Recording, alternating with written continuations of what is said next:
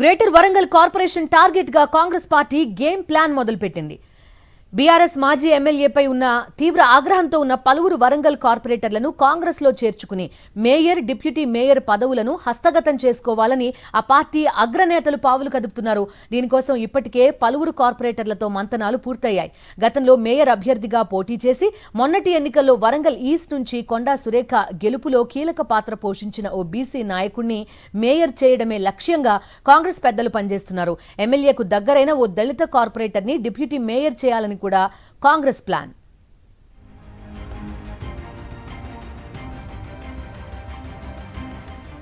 తెర వెనుక ఇదంతా జరుగుతుంటే వరంగల్ వెస్ట్ నియోజకవర్గానికి చెందిన పలువురు కార్పొరేటర్లు గురువారం ముఖ్యమంత్రి రేవంత్ సమక్షంలో కాంగ్రెస్ పార్టీలో చేరబోతున్నారు.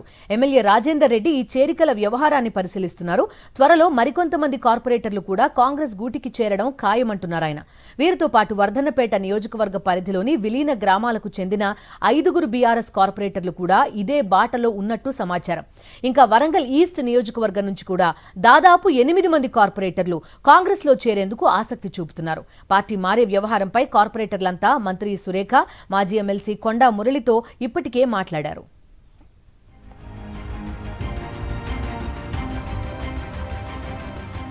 మరోవైపు లోక్సభ ఎన్నికలు అయ్యేంత వరకు కార్పొరేటర్లు చేజారకుండా ఉండేందుకు బీఆర్ఎస్ ఎమ్మెల్యేలు విశ్వ ప్రయత్నాలు మొదలుపెట్టారు.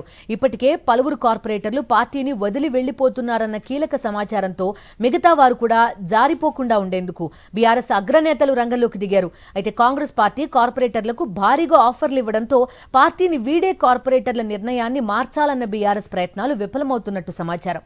ప్రస్తుతం వరంగల్ మేయర్గా గుండు సుధారాణి, డిప్యూటీ మేయర్గా రిజ్వానా షమీం 2021 నుంచి పదవిలో ఉన్నారు.